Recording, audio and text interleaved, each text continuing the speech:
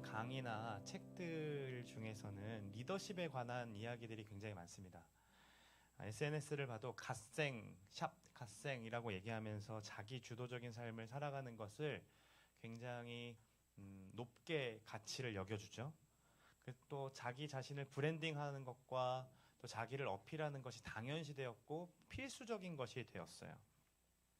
하지만 어떤 단체에서도 사실 좀 생각을 해보면 리더가 되는 것은 그렇게 좋아하지는 않습니다. 왜일까요? 리더라는 것은 책임을 지어야 하는 자리이고 공동체를 대표해야 하는 자리이기 때문인 거죠. 스파이더맨도 이런 얘기를 마이크 조금만 줄여주실래요? 너무 커요. 네. 하나 둘 셋, 셋 더 줄여주셔도 됩니다. 이거 이따가 엄청 커집니다. 하나 둘 셋, 네 좋습니다. 스파이더맨이 이렇게 얘기했습니다. 같이 한번 볼까요? 가장 사랑하는 사람을 잃고 이렇게 말해요. 난 더 이상 스파이더맨 아니야. 저 벗고 저 장면 알아요? 네, 죽고 난 뒤에 그 삼촌 죽고 난 뒤에 아니 고모죠? 고모죠? 삼촌 죽고 난 뒤에 했던 고백인데 결국 그러니까 강한 힘을 가졌지만 강한 그만큼 책임이 있다라는 것을 얘기해 주고 있습니다. 그러니까 영웅이 되고 싶었고 세상에 필요한 존재가 되고 싶었지만 큰 힘에는 큰 책임이 따른다라는 사실을 경험한 뒤에는 스파이더맨이 옷을 집어 던지고 저렇게 얘기한 거예요. 참 딜레마인 게 우리는 리더십을 원하지만 정말 좋은 리더로 인정받고 싶긴 하거든요. 그런데 그에 따른 책임은 지고 싶어 하지 않는 게 우리의 딜레마인 것 같아요. 저 또한 마찬가지입니다. 좋은 리더 되고 싶고요. 좋은 목사가 되고 싶은데 실력이 없는 거죠. 책임져야 할 것이 많으니까 이 일들이 버겁게 느껴지는 순간들이 있습니다. 오늘부터 나누게 될 이 로드십이라는 주제는 잘 만들었죠. 너무 이쁘지 않아요? 로드십이라는 이 주제는 올바른 리더십을 가지고 싶어 하고 또 리더의 자리에서 겪는 온갖 책임들로 번아웃을 경험해 본 우리들을 향해서 책임은 좀 쉬이 내려놓게 하시고 인정받는 기쁨과 즐거움을 누리는 방법으로 소개합니다. 이 로드십 자체가요. 이 주제를요, 우리는 어떻게 볼 거냐면 오늘부터 베드로의 인생을 4번에 걸쳐서 볼 거예요. 굉장히 많은 예수님과 함께한 시간들이 있지만 그 중에서 가장 중요한 부르심, 그 다음에 베드로가 무리를 걸었던 사건, 그 다음에 베드로가 부인했던 사건, 그리고 베드로가 그 다음에 부활하신 예수님을 만난 이 4가지의 사건을 통해서 로드십이라는 것이 어떤 것인지를 한 단계 한 단계 보려고 해요. 그러고 난 뒤에 이제 5월에 가서는 우리가 진짜 로드십으로 살아보는 연습들을 해볼 건데 우리의 시간의 주인이 누구인지 우리의 육체의 주인이 누구인지 이와 같은 것으로 우리가 좀 실천해보고 정말로 이 주제권이라는 것에 대해서 이야기를 좀 해보려고 합니다.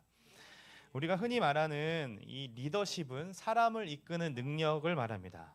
이 뒤에 쉽이라는 단어는 전미사로 이렇게 붙을 때에 상태와 자격 그리고 능력과 관계를 의미하죠. 즉 앞에 있는 접두어의 본질적인 성격과 상태를 또는 역할을 나타내는 때에 쉽을 붙여서 사용한다는 거예요. 예를 들면 리더의 자격이나 상태를 얘기할 때 리더십을 사용하고요.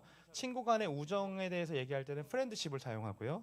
멤버로서 역할을 할 때는 멤버십이라는 표현을 쓰죠. 그렇죠? 내가 좋아하고 선의를 그런데 결국에는 이 로드십이 그럼 무엇인지를 우리는 알아야 되는데 이 로드라는 건 주님이라는 뜻이잖아요. 그래서 로드십은 주님의 권위, 주의 다스림의 상태를 의미하므로 그러니까 주님의 주대심에 대한 이야기고 주님의 통치에 대한 이야기고 주님의 주권을 인정하고 내어드리는 삶에 대한 이야기가 바로 로드십이라는 단어의 뜻입니다. 그래서 이 로드십의 부제가 이게 큰 제목이고 이 부제가 예수님이 나의 주인입니다라는 문장을 써놓은 것도 바로 이와 같은 이야기인 거예요. 삶의 태도의 전체를 의미하죠. 간단하게 정리하면 이와 같이럼 정리할 수 있습니다. 리더십은 내가 이끄는 능력이지만 로드십은 그분이 이끄는 상태에 내가 머무는 삶입니다. 어떤 게 더 쉬워 보입니까? 머무는 게 좀 쉬워 보이지 않습니까? 그럼 어떤 삶이 로드십의 삶인지 오늘 로드십의 첫 스텝 부르심에 대해서 나누려고 합니다. 오늘 우리가 읽었고 영화를 보았지만 그 전에 좀 알아야 될 사실이 있는데 요한복음에 보면 베드로는 안드레를 통해서 예수님을 소개를 받습니다. 그리고 예수님은 베드로를 만나서 장차 게바라 부를 거라고, 반석이라 부를 거라고 말씀하셨죠. 이 말씀 보시면 알 거예요. 베드로는요, 예수님을 먼저 만난 적이 있다는 거예요. 그러나 온전하게 따르지는 못했던 것 같아요. 그는 예수님이 메시아라는 사실에 궁금해서 따라갔지만 별다른 소득은 얻지 못했던 거죠. 그들이 예수님을 따랐던 시기가 세례 요한에게 예수님이 세례를 받으시고 보라 하나님의 어린 양이로라는 그 소리를 듣고 난 뒤거든요. 그래서 따라갔어요. 그런데 그 뒤에 누가복음이나 마태복음이나 마가복음을 보면 그 세례를 받은 뒤에 예수님이 40일 동안 광야에서 금식하시고 사탄에게 시험을 받으십니다. 그러니까 따라간 입장에서 예수님한테 무슨 일이 벌어질까를 궁금해서 갔지만 아무 일도 벌어지지 않고 오히려 광야로 들어가는 예수님의 모습을 보고 아마 실망감을 가지고 돌아오진 않았을까라는 생각을 해보는 거죠. 그래서 결국 다시 얼마나 시간이 흘러지는 모르겠지만 다시 일터로 돌아간 겁니다. 다시 고기를 잡으러. 자신의 동생 안드레와 함께 일하던 야고보와 요한이 함께 고기를 잡고 있었습니다. 어느 날 밤새도록 고기를 잡으려고 했는데 고기가 아무것도 잡히지가 않는 거예요. 한 마리도. 어떻게 이렇게 한 마리도 잡히지 않을 수 있을까? 이런 적이 없었을 거거든요. 뭐 하나 되는 날이 없는 날 있죠. 우리들도 살다 보면. 열심히 팀플의 과제에 뛰어들었는데 내가 한 열심에 비해 아무도 알아주지 않는 것처럼 느껴질 때 얼마나 짜증나요. 그렇죠? 또 시험 준비한다고 논문도 찾아보고 열심히 족보도 구해가지고 고민해서 시험을 봤는데 내가 원하는 문제가 안 나왔을 때 그리고 교수님이 내 노력에 비해 점수를 그지같이 줬을 때 짜증나요, 안 나요? 엄청납니다. 네. 그리고 또 내가 밤새서 열심히 공부해가지고 막 했는데 시험지를 딱 받아놨을 때 아무것도 쓸 수 없는 내 상태. 고등학교 때는 뭐 이렇게 객관식이라서 문제라도 풀 수 있지만 대학교 때는 다 창작 글이어야 되잖아요. 문과는 다 글을 쓰고 오거든요. 그 소설 하나씩 다 쓰고 오잖아요. 그리고 마지막에 뭐라고 해요? 교수님 사랑합니다 라고 쓰는 적 없어요? 여러분들은? 다들 공부 잘하나 보네요. 저는 그런 적이 굉장히 많고요. 뭐 신학과다 보니까 뭐 이렇게 성경 말씀도 막 적고 막 그런 적이 있는데 이처럼 허탈감과 그 밤은 내가 왜 샜을까? 그냥 잠 잘 걸. 수많은 깜지들은 내가 왜 적었을까? 이런 생각하던 밤 있죠. 또 인간관계에서도 우리는 이런 일들을 경험합니다. 그 사람과의 관계를 참 중요하게 생각했고 내가 좋아하고 선의를 베풀었는데 베푼 만큼 반응이 오지 않을 때 오히려 나의 자존심을 무너뜨리는 일들이 막 생길 때 허탈감과 공허함에 괴로워했던 적 있습니까? 없습니까? 이처럼 밤새도록 수고하였는데 원하는 소득을 얻지 못하는 이 헛수고의 삶이 베드로만의 일상이 아니라 우리들의 일상과 닮아 있다는 거예요. 그때 예수님이 베드로가 있는 게네사렛 호숫가, 다른 성경에서는 이 게네사렛 호숫가를 갈릴리 바다라고 합니다. 그 갈릴리 바다에 오십니다. 많은 무리들이 예수님의 말씀을 들으려고 왔는데 예수님의 사람들이 많다 보니까 목소리가 잘 들리지 않아서 지금처럼 마이크를 사용했는데 그 당시에는 마이크가 없잖아요. 그래서 바다에 그러니까 바다 위에 있으셔야 했습니다. 왜냐하면 바다로부터 바람이 불어서 이 소리가 전달될 수 있기 때문에 마이크 역할을 할 수 있기 때문에 베드로의 배 위에 오르고 싶어 하셨어요. 그래서 배에 오르려고 했을 때 배에 쑥 올라도 되겠니라고 물으시고 오르시는데 그때 베드로의 심정이 어땠을까요? 안드레처럼 막 좋아했을까요? 베드로는 이미 실망하고 돌아온 거잖아요. 그리고 심지어 지금 밤새도록 놀다 온 게 아니라 고기 잡다가 실패하고 겨우 왔죠. 이제 막 그 그물을 정리하고 있는데 빨리 집에 가서 쉬고 싶을 텐데 지금 기분 잡쳐 죽겠는데 예수라는 청년 하나가 와서 자기 배 위에 올라오는 거죠. 그러고는 태연하게 하나님 말씀을 전하는데 베드로의 마음이 어떻겠냐는 거예요.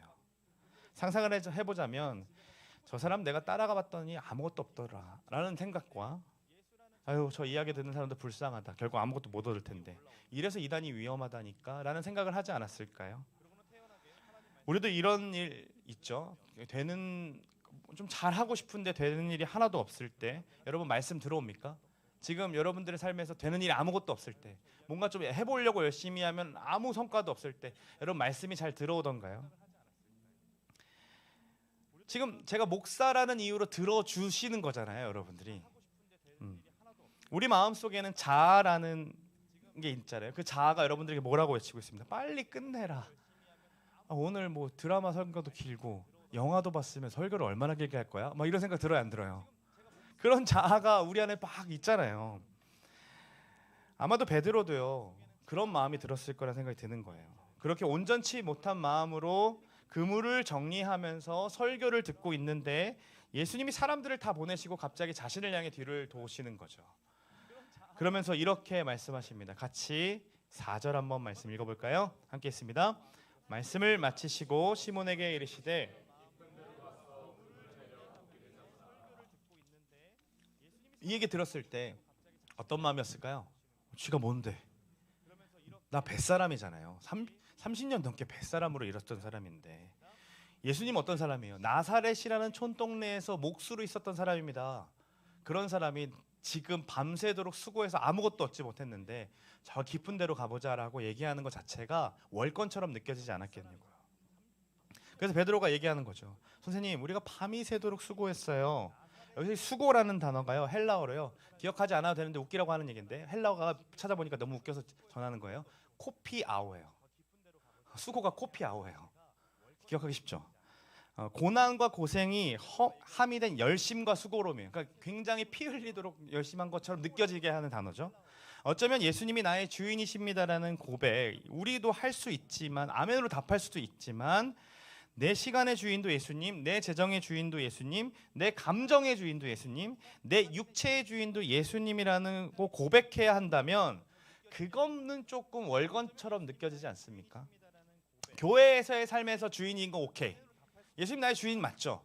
교회에서의 시간, 주일날에 내가 보내는 시간에 주인은 맞습니다. 그러나 월요일부터 살아가는 내 일상에서도 주인 되고 싶어 한다고 예수님이 나한테 말씀하신다면 우리는 그게 어디까지 관여하려고 그러세요? 여기는 좀 내버려 두세요라는 마음이 들 수도 있다는 거죠. 베드로도 그런 거예요. 밤새도록 고생한 거 모르십니까? 나 어부예요. 우리가 깊은 데로 안 가봤겠어요? 밤새도록 왔다 갔다 내렸다가 올렸다가 내려가 이거를 반복하는데 얼마나 힘들었겠냐는 거죠. 근데 또 깊은 데로 가자고요? 지금 딱 정리 다 해놨는데 근데요 거기서 끝나지 않죠. 그 뒤에 말이 우리의 길을 죽여요. 5절 말씀 같이 한번 읽어볼까요? 시작. 시몬이 대답하여 이르되 선생님 우리들이 밤이 새도록 수고하였으되 잡은 것이 없지만은 말씀에 의지하여 내가 그물을 내리리이다. 말씀에 의지하여. 이거 누가 이렇게 할 수 있어요? 한 주간 이 말씀을 전해야 하고 묵상해야 되는데 베드로가 어떻게 이런 결단을 할 수 있을까 이해가 되지 않는 거예요. 생각을 하고 묵상을 할수록 기가 죽을 수밖에 없어요. 왜요? 나는 이런 고백 못 하겠거든요. 내가 경험한 거 내려놓지도 못하겠고요. 내 사고도 내려놓지도 못하겠고요. 하나님이 나의 주인이 되신다는 사실 알긴 하지만 우리의 모든 사람들 다 주인 되고 싶어 한다는 그 예수님의 말씀을 들으면 예수님 여기는 좀 참아주시면 안 돼요? 라는 마음으로 듣고 있는데 베드로는 뭐라 그래요? 말씀에 의지하여 내가 해보겠다라고 얘기하는 거죠. 그래서 어떻게 했을까 고민하고 있는데요. 하나님께서 베드로의 심정을 이해할 수 있게 저에게 어떤 삶을 보여주셨는데 지난주부터 말씀을 묵상할 때까지는 베드로의 말이 이해가 안 돼서 굉장히 부담으로 다가왔거든요. 그런데 이제 본격적으로 설교를 준비하려고 이번 주를 이제 살아내면서 같이 막 묵상하고 준비하려고 하는데 구조를 짜고 하는데 아내가요 다시 이제 몸이 지금 계속 아픈 상태인데 너무 아파서 힘들어하기 시작한 거예요. 이게 조금 점차적으로 괜찮아져야 되는데 이 정도 됐으면 점차적으로 나빠지는 거예요. 잦은 공황장애로 인해 힘들어하고 고통받고 있는 걸 보면서 하나님께 기도가 안 나오더라고요. 기도가 딱 막혔어요. 하나님 좀 그만 좀 하시지 라는 마음이 막 들기 시작했어요. 새벽에 기도해도 하나님 제발요 도대체 언제까지입니까? 죽겠습니다. 좀 그만 좀 하시면 안 됩니까? 이런 막 불만들이 제 안에 막 토로하다가 어떻게 고백하기 시작했냐면 모르겠어요. 이제 기도하고 싶지도 않아요. 알아서 하십시오. 하나님 알아서 하세요. 요 말을 내뱉는데요. 베드로의 심정이 이해되는 거예요. 베드로가 말씀에 의지하여란 말을 마치 말씀에 의지하여 내가 내리겠습니다. 막 이렇게 멋지게 한 것 같지 않은 거예요. 어떤 거냐면 오늘 아무 고기도 잡지 못하는 순간, 그러니까 고기를 잡지 못하고 집으로 돌아가면 막상 지금 점심에 먹을 거리가 없는 거죠. 저녁에 먹을 거리가 없는 거예요. 앞으로 내일 뭘 먹고 가족들을 먹여 살리려면 고기를 팔아서 돈을 받아야 되는데 그런 상태가 아예 없는 거예요. 저축한 것도. 그랬을 때에는 그래요? 내가 진짜 해봤는데 안 됐는데 한번 봅시다. 알아서 해봐요. 해가지고 깊은 데로 가자. 그 말이 아니었을까라는 공감을 하게 되었어요. 여기서 우리의 로드십의 첫걸음의 부르심이라는 것인데 이 부르심의 첫 단계가 무엇인지를 알 수 있어요. 총 3단계를 오늘 얘기할 거고요. 기억하기 쉽게 신체 부위를 가지고 3단계를 설명할 거예요. 부르심의 첫 단계는 첫 번째 손입니다. 손. 손을 떼는 작업이에요. 다시 말해 내 권리, 내 경험, 내 경력, 내 생각, 내 판단에서 손을 떼는 겁니다. 내가 운전대를 꽉 붙잡고 내 삶을 경영하려고 내 삶을 운전하려고 했던 것을 내게 맡겨진 영혼들을 내가 운전대를 붙잡고 막 가려고 했던 것을 손을 떼는 거예요. 내가 공동체를 세우려고 하고 막 핸들링 했던 것들을 손을 또 떼는 거예요. 내게 맡겨진 영혼들, 내가 이끌고 싶어 했던 것들까지도 손을 떼는 거예요. 그게 바로 부르실 때 나타나는 첫 번째 행동입니다. 한번 생각해 보세요, 여러분. 여러분의 삶의 주도권을 여러분이 잡고 갈 때가 편하던가요? 아니면 주님께 내어드릴 때가 편하던가요? 한번 고민해 보세요. 우리는 인생을 경험해봤자 30평생일 거 아니에요, 그렇죠? 그것도 안 될 거잖아요. 그럼 우리는 인생의 자동차를 운전하기에는 굉장한 초보 운전일 수밖에 없어요. 왜요? 예수님의 시간은 영원한 시간이시니까. 그분에 비하면 그분은 완전히 베스트 드라이버일 거 아니에요.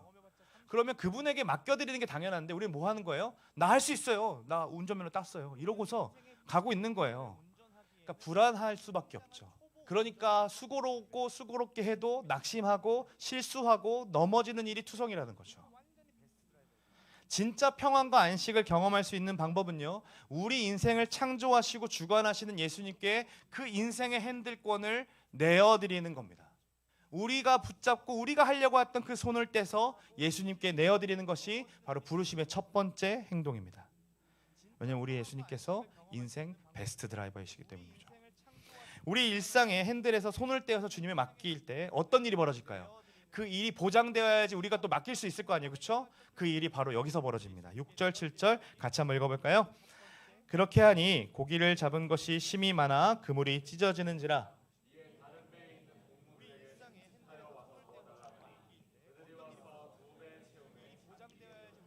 밤새도록 수고해도 얻지 못했던 그 공허하고 허탈한 그 배, 빈 것만 남았던 그 배에 어떻게 됩니까? 고기가 다 덮습니다. 그걸 뭐라 그러면 만선이라고 합니다. 만선이 되었어요. 앞으로 몇 달간은 밥 걱정하지 않아도 될 만큼 그러한 일이 벌어지게 된 거죠. 사랑하는 여러분, 우리 일상에도 이런 일이 벌어진다는 사실을 좀 믿으셨으면 좋겠어요. 우리의 힘으로 하려는 거 할 때는 늘 텅 빈 것뿐이었는데 그 텅 빈 자리를 우리 주님이 분명하게 채우실 것이라는 것을 여러분 믿으시기를 간절히 소망합니다. 정말로 우리에게는 아무 대책이 없어서 하나님께 손을 내어드릴 때에 내 상상 이상으로 하나님은 역사하시고 일하시는 분이라는 걸 여러분 믿으셨으면 좋겠어요. 내가 스스로 하려던 것들 좀 내려놓으셔도 괜찮습니다. 왜냐하면 하나님이 그때에 일하시기 때문입니다. 그리고 그 놀라운 역사를 경험한 뒤에 베드로가요 행동을 하는데요. 그게 바로 부르심의 두 번째 행동이에요. 같이 8절 말씀 읽어보겠습니다. 시몬 베드로가 이를 보고 예수의 무릎 아래 엎드려 이르되, 첫 번째 손이었죠. 두 번째는 무릎입니다. 여러분, 예수의 무릎 앞에 베드로가 무릎을 꿇어 엎드립니다. 그리고 고백합니다. 나는 죄인입니다. 나를 떠나십시오. 섣불리 주님을 판단했던 자신의 무지함을 깨닫기 시작하는 거죠. 예수님이 얼마나 크신 분인 줄을 알았기 때문에 자신의 자금과 자신의 죄됨을 깨닫기 시작해서 무릎을 꿇고 기도하는 겁니다. 엎드리는 겁니다. 성경을 보면요, 이러한 일물들이 굉장히 많이 나옵니다. 하나님의 크심을 발견한 자들은 당연히 하나님 앞에서 무릎을 꿇고 엎드릴 수밖에 없었어요. 자신의 그 입으로 내뱉던 모든 말들이 죄뿐이었다는 사실을 깨달아요. 다음 주에 우리가 보게 될 텐데, 다음 주는 연합 예배이기 때문에 이사야 말씀을 보는데, 이사야 6장을 보면 이사야 또한 하나님의 그 놀라움을 발견하고 화로다 내가 망했도다라고 얘기합니다. 나 큰일 났다. 내가 무슨 말을 뱉었지? 라고 얘기하면서 자신의 죄를 회개합니다. 야곱도 그랬고요. 또 아브라함도 그랬고 모세도 그럽니다. 하나님을 만나면 그들은 늘 하나님 앞에서 자신이 죄됨을 깨닫기 시작하는 거죠. 자신의 자금을 알고 자신의 죄를 고백하는 것을 뭐라고 하는 거냐면 바로 회개라고 합니다. 이처럼 하나님께서 효력 있게 부르실 때에 교리적인 언어로는 효력 있는 부르심, 효과적인 부르심이라고 하는데, 우리는 이 자신의 권위와 생각과 판단을 내려놓고 자신의 죄를 고백하며 회개하게 됩니다. 이 효력 있는 부르심이 우리 가운데 있다면요, 당연히 우리는 회개할 수밖에 없게 됩니다. 교리책에 이렇게 나와 있어요. 같이 한번 읽어볼까요? 함께 했습니다.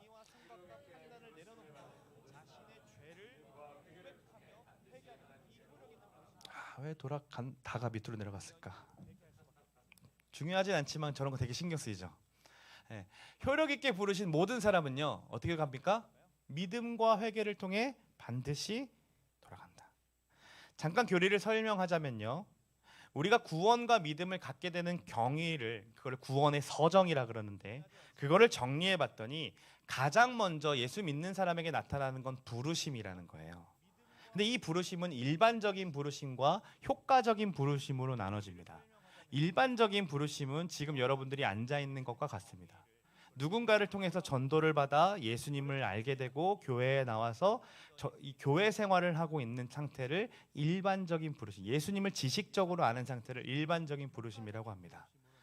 그런데 효력 있는 부르심, 효과적인 부르심은 예수의 말씀이 들어가기 시작하고 그 말씀을 통해서 예수를 주로 받아들이며 성령께서 분명하게 일하시는 거기 때문에 효력이 있을 수밖에 없습니다. 그러니까 거듭날 수밖에 없다라는 거예요. 그 효력 있는 부르심이 바로 예수님을 전적으로 믿게 되고 그분을 나의 주인으로 인정하는 순간부터 나타납니다. 근데 그게 내 쪽에서 나타나는 것이 아니라 내 열심과 내 의지로 된 것이 아니라 성령께서 일하셔서 가능한다는 거죠. 그래서 성령 100%의 사역이에요.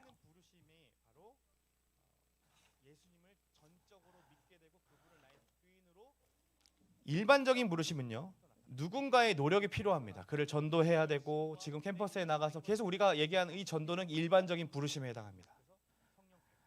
그러나 효력 있는 부르심은 전적인 성령의 역사이기 때문에 효력 있다라고 말할 수밖에 없는 거죠. 하나님이 하시는 일이니까요. 지금 베드로의 인생에도요, 두 가지의 부르심이 존재했어요. 첫 번째는 안드레의 부르신 일반적인 부르심이 존재했죠. 예수님 만났었죠. 그 전도를 통해 예수님 알게 되었습니다. 그러나 그분을 주인으로 모시지는 못했습니다. 우리도 마찬가지일 거예요. 이 자리에 있지만 예수님 주인으로 모시지 않는 사람도 있을 수 합니다. 그런데 주님이요, 그런 상태로 내버려 두지 아니하시고 베드로의 일상 가운데로 찾아오셨습니다. 그리고 그의 소유, 그의 안정감을 누리는 배에 직접 올라오시죠. 그 다음에 그를 부르십니다. 전적인 하나님의 역사로 그를 부르시게 되는 거죠. 하나님의 하드캐리라고 해서 우리 전적인 하나님 역사에 대해서 얘기했죠. 접근이 로드십에 지금 연결되어 있는 거 보여요? 이 디자인의 이 세심한 배려와 감각, 결국 이 로드십도 하나님이 끌고 가시는 것을 보여주고 있는 거죠. 그래서 그는 자신의 권리를 포기하고 핸들을 주님께 드리고 무릎을 꿇여 엎드려 자신의 죄를 회개합니다.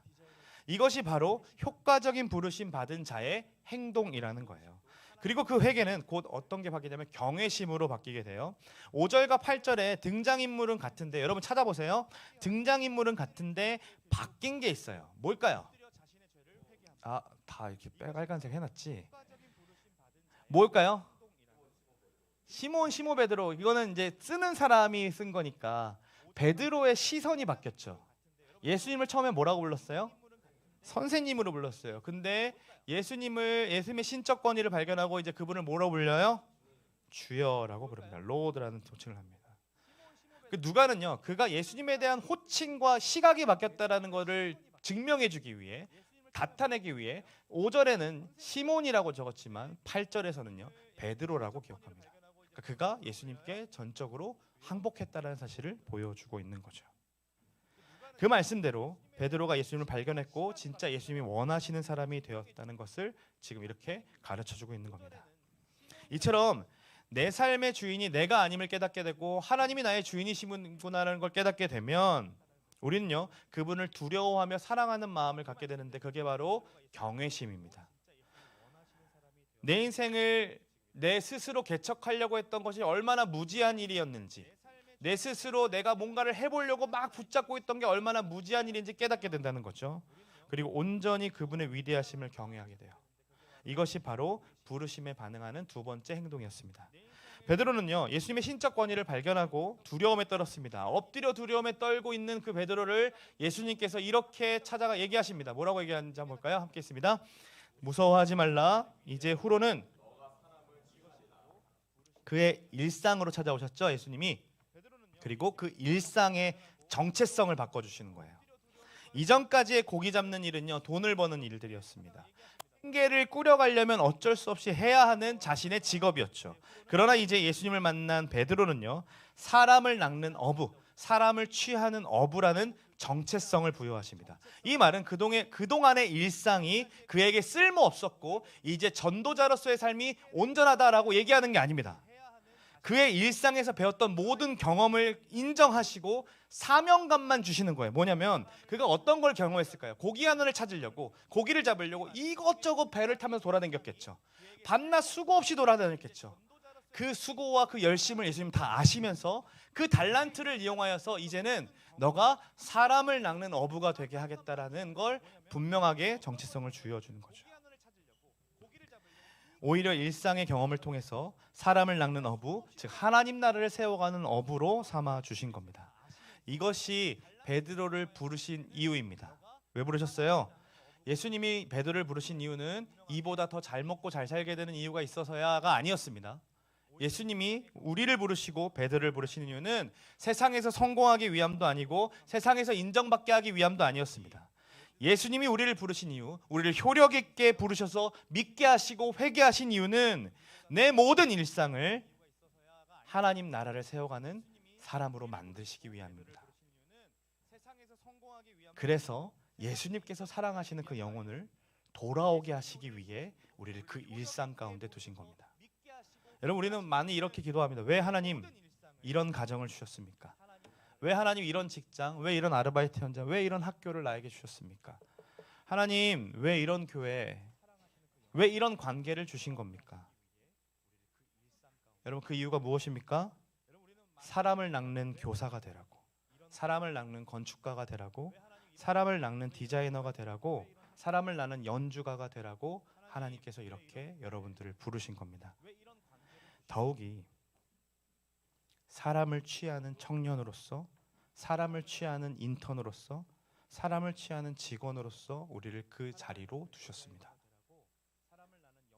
또한 지긋지긋한 그 가정에 우리를 두신 이유는요, 나도 어찌할 바 모르는 그 관계에 우리를 부르신 이유는 내가 아니면 회복할 수 없고 평안할 수 없기에 그들을 나를 통해서 취하고 싶으셔서, 나를 통해 다시 회복시키고 싶으셔서 우리를 그 가정에 두시고 효력 있게 우리를 부르셔서 먼저 믿게 하셨다는 거예요. 내 힘으로, 내 생각으로, 내 경험으로 직장 생활을 이어가 보려고 해봐도 밤새도록 수고해도요, 우리는 결실을 못 얻고요, 헛수고하는 인생을 경험합니다. 정말로 여러분, 주님께 한번 맡겨보세요. 내가 할 수 없음을 인정하고 주님께 한번 맡겨보세요. 주님께서 반드시 일하십니다. 내 힘으로 회복할 수 없는 그 관계도 주님께 한번 맡겨보십시오. 내 힘으로 어쩔 수 없는 모든 상황들도 주님께 한번 맡겨보십시오. 우리 주님이 반드시 일하십니다. 반드시 회복시키실 건 회복시키시고 반드시 치유하실 것을 치유하십니다. 아멘. 정말로 그렇게 될 줄을 믿습니다. 마지막으로 로드십의 첫 번째 부르심을 경험할 때 나타나는, 로드십의 첫 번째 이 부르심을 경험할 때 나타나는 세 번째 행동에 대해서 얘기할 건데요. 손 얘기했죠. 무릎 얘기했죠. 그다음 어디냐면 발입니다. 이 주님이 나를 부르신 이유를 알기 때문에 우리는 행동할 수밖에 없는 거예요. 발로 따라가는 삶인 거죠. 발은요, 진짜 행동을 상징합니다. 발로 뛴다라는 말은요, 보통 행동으로 옮길 때 사용되는 말이잖아요. 베드로는요, 예수님의 부르심에 발을 내딛었습니다. 같이 11절 말씀을 읽어보겠습니다. 함께 있습니다. 그들이 배들이 육지에 대고 모든 것을 버려두고 예수를 따르니라. 베드로와 그의 동생 안드레, 그리고 그와 함께 고기를 잡았던 세베대의 아들 야고보와 요한은요, 즉시 모든 것을 버려두고 예수님을 따라갑니다. 무지한 사람들은 이 말을 이렇게 오해합니다. 어떻게 해요? 내 일상 다 포기하고 교회에서 전도하는 데 힘쓰라고 얘기하는 거죠. 여러분, 베드로가요, 모든 것을 버려두고 따르지 않았습니까? 그러니까 이번 주 화요일 날 여러분들 수업 다 제끼고 오십시오. 캠퍼스 전도해야 됩니다. 여러분 직장에서 휴가 내시고 캠퍼스 전도하러 화요일 날 오십시오. 라고 얘기할 거란 말입니다. 그러나 이 말은 그 말이 아닌 거죠. 정말로 신앙과 삶을 분리시키는 말이 아닌 겁니다. 신앙과 삶을 통합적으로 바라보지 않으면요, 그 신앙은 형식적이고 외적인 것에만 치중할 수밖에 없어요. 결국 건강치 못한 신앙인으로 키워집니다. 사회에서는요, 어떤 영향력도 없으면서 교회에서만 리더십을 지니고 있는 것에 만족하며 살고 싶습니까? 나는 여러분들 그러한 삶으로 키우고 싶지 않습니다. 여러분들이 그러한 삶으로 살라고 설교하고 싶지 않습니다. 이게 정말 우리가 따라가야 할 리더의 참모습입니까? 삶에서는 다 아무것도 이룬 것도 없고 일상에서는 성실함도 없으면서 그냥 교회에 와서만 성실한 척, 교회에 와서만 리더인 것처럼 그렇게 살아가는 거 정말 신앙이라고 생각합니까? 아니요, 그거 신앙 아닙니다. 그거 진짜 신앙 아닙니다. 예수님은요, 갈릴리 바닷가가 아니라 회당으로 가셨다면 우리가 이해할 수 있겠어요. 만약에 일상이 아니라 예배드리는 그 장소에 가셔서 바리새인들과 함께 얘기 나누시고 그들을 전도하시는 거였다면, 그래, 우리의 일상은 소중하지 않아, 교회에서 하는 거, 교회에서 말씀 듣는 게 훨씬 더 소중해, 이렇게 전할 수도 있겠습니다. 그러나 예수님은요, 회당에서도 있었지만 그들의 일상을 찾아가시는 흔적들이 훨씬 더 많습니다. 마태가 그 세리의 일을 감당하고 있을 때 그를 부르셨습니다. 베드로와 야고보와 요한이 어부로 있었을 때 그를 부르셨다는 거죠. 삭개오도 마찬가지였죠. 결국 그들의 일상 가운데 찾으신 분이 바로 예수님이라는 거예요. 그 일상에서요, 우리의 노력과 열심을 예수님 모른 척하지 않으십니다. 오히려 그 일상에 사명을 더하셔서 이제는 돈을 보고 살아가는 인생이 아니라 하나님 나라의 그 사명을 바라보고 있는 인생으로 바꾸어 가시는 것이 바로 우리 예수님의 방법이었다는 거죠. 그러므로 이 모든 것을 버려두고 예수를 따른다라는 것은요, 내 생각과 내 판단, 내가 중요하게 생각했던 것을 내려놓고 예수님을 가장 우선시 두며 살아가는 삶인 겁니다. 학교에서 공부를 할 때도 내 생각과 내 판단을 내려놓고 예수님을 우선시하며 살아가는 거죠.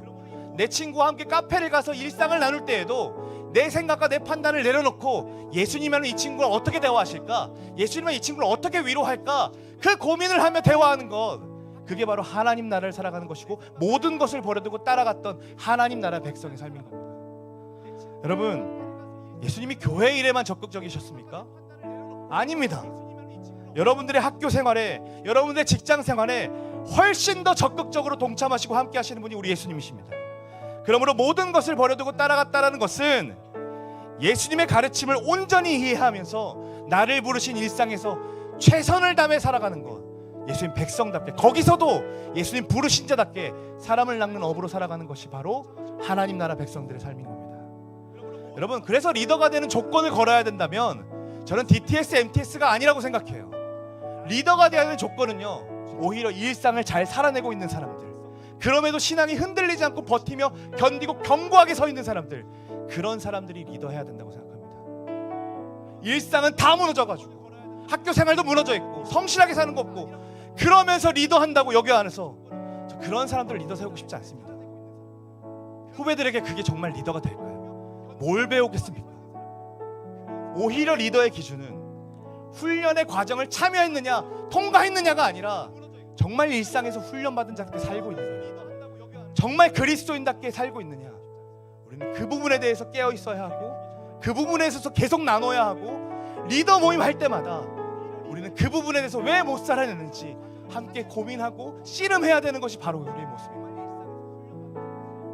여러분, 그때에 우리는 진짜 로드십을 발견하게 됩니다. 자신의 모든 일상에서 예수님이 주인 되어주시기를 바라는 마음으로 그분께 주도권을 내어주시는 거죠.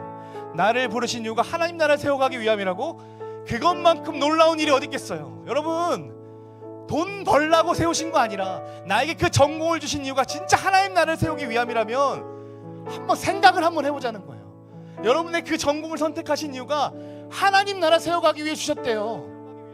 여러분, 사람 낚는 업으로 부르시기 위해, 사람 낚는 사람으로 부르시기 위해 그 전공을 주셨대요. 그러면요, 신앙 좋다고 목사하고 신앙 좋다고 선교사하고 이런 얘기 안 나옵니다. 오히려 일상에서 훨씬 더 의미 있게 살아가는 방법, 훨씬 더 하나님 나라 백성답게 아름답게 살아갈 수 있는 방법을 훨씬 많이 볼 수 있게 됩니다. 저는요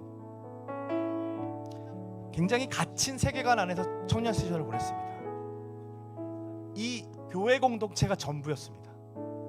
그래서요 남들 다 막 휴학해가지고 유럽 여행 가고 서로 막 그렇게 갈 때, 아르바이트도 하고 할 때 저는 여름에 선교가 있기 때문에 아무 데도 갈 수가 없었습니다. 그거 준비하려면 아르바이트도 못했고요, 그거 준비하려면 해외도 못 나갔습니다. 주일날 빠지는 거 말도 안 되는 생각했고, 교사 너무 열심히 했고요, 리더 너무 열심히 했고요, 심지어 임원까지 다 감당했습니다. 그게 제 유일한 안식처라고 생각했고, 그게 제 가치라고 생각했습니다. 누구나 다 인정해 주니까, 아 그래 너 교회 잘 다니고요, 너 진짜 리더 잘하구나, 너 찬양인도 잘하는구나 인정해 주니까 그거에 목말라서 그게 진짜 신앙이라고 생각했습니다. 그런데 그러다 보니까 내가 할 수 있는 게 없는 거예요. 나한테 남는 게. 결국 내가 잘할 수 있는 게 뭘까 하다가 생각했는 게 찬양 인도자였어요. 그래서 신학교를 갔어요. 그리고 돌이켜봤더니요 너무 좁은 세계관이었던 거예요. 신학생이어야 했을까? 목사여야 했을까?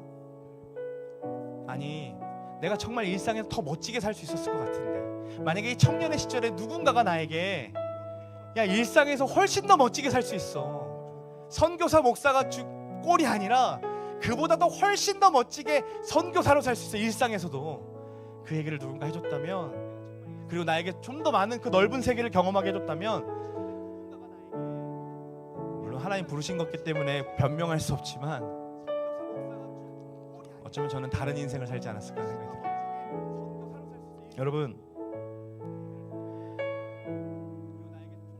어디서 신앙인으로 살고 싶습니까? 부탁인데요 교회에서만이 아니라 우리를 부르신 가정과 직장과 학교에서 신앙인으로 살아주시기를 간절히 소망합니다. 우리 이번 로드십의 시리즈를 통해서 그거 할 겁니다. 내가 정말 일상에서도 신앙이었을까? 내 이 모든 부분까지 하나님께 내어드릴 수 있었을까? 그분의 말씀대로 생각하고 있었을까? 그분의 사고방식대로 생각하며 행동하고 있었을까? 그분의 언어 방식대로 내가 말하고 있었을까? 우리를 부르신 가정과 직장에서 그렇게 행동하고 있었을까를 점검하고 점검할 겁니다. 여러분 진짜 그리스도인으로 살아내 봅시다. 정말로 내 삶의 전 영역에서 주님이 주인 되고 싶어 한다면 한번 내 키를 내어드리고 내 핸들을 내어드리며 다시 그분 앞에 무릎 꿇고 회개함으로 그분이 나의 주인이심을 고백하며 살아내는 우리 모두가 되시기를 간절히 소망합니다. 우리 같이 이 찬양 하나님 앞에 고백할까요?